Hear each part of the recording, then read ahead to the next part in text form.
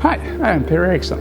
So here we're in Stockholm, Sweden, and we're at the one Michelin star restaurant, Aloe. And we're here to meet with the chef, Daniel Höglander, to hear about his aim to create a kitchen based on tradition, emotion, and personality. Let's meet Daniel and his team and experience their DNA, including contemporary romantic gastronomy. So Daniel, tell me, how did it all start? Why did you get into food in the first place? I think it all started when I was a child, because we've been traveling a lot in my family, mostly in southern France. So that's where my interest of food started, I think. How did you come up with the idea then to start to work in a restaurant?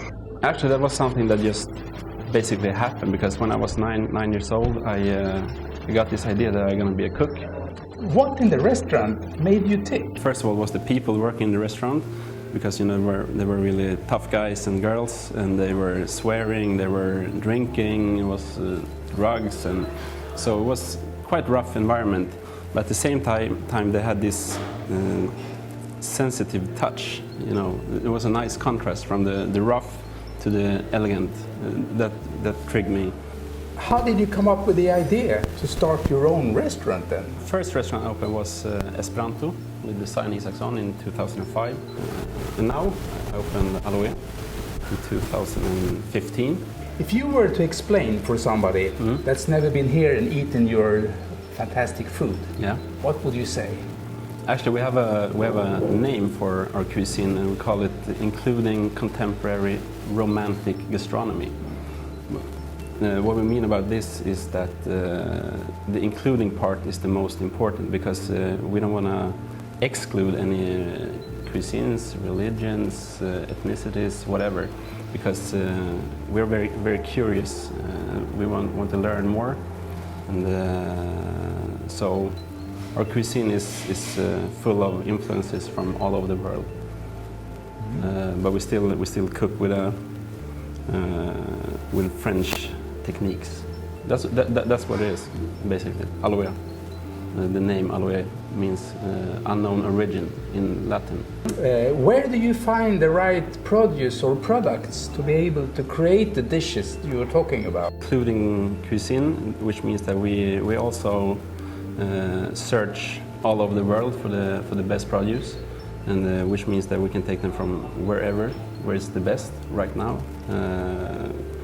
So we have, for example, now we have king crab from Norway, we have red fish from Iceland, we have pigeons from France, we have otoro from Spain, we have caviar from China. So wherever it's best, where we find it best for our cuisine, that's where we take it. So it's a lot of hard work finding the right produce. What are you looking for in those produce or products? Is it the texture, or is it the flavors, or what are you specific looking for? First of all, it's always about the flavor.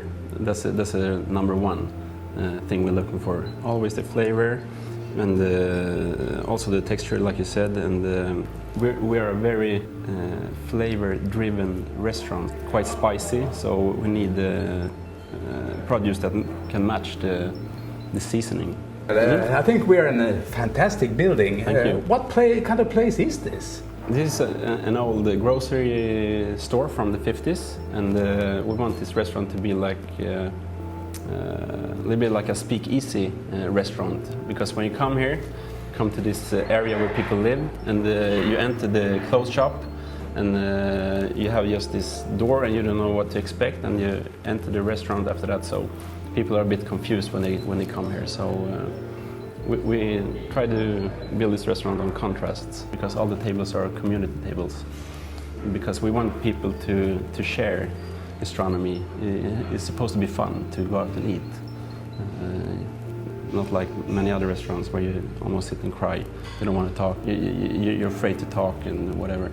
So we play pretty loud music. It's not so pretentious, or we want it to be just fun to go out and eat. I understand that you build a lot of on contrast. Downstairs we have our rowdy little sister, you can say.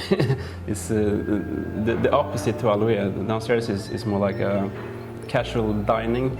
Many of the top restaurants in the world and the chefs that are environmental conscious, they work under the concept of no waste kitchen. Yeah. What's your take on that?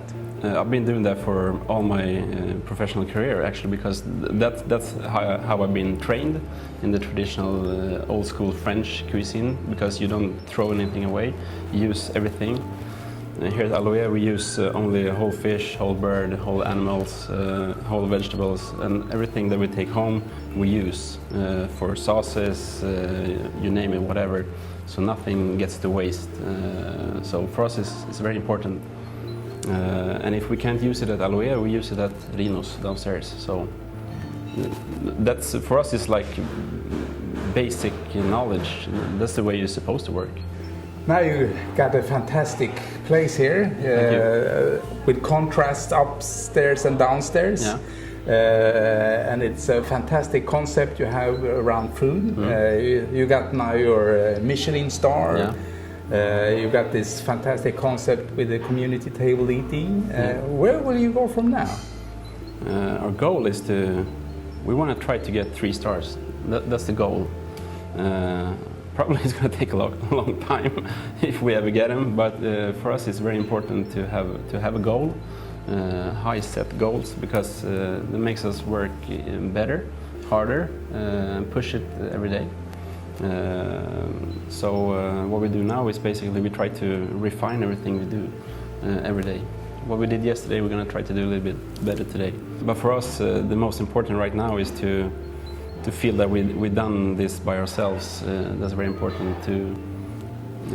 Everything that we created, we've been doing by ourselves with our own hands in every aspect of this restaurant.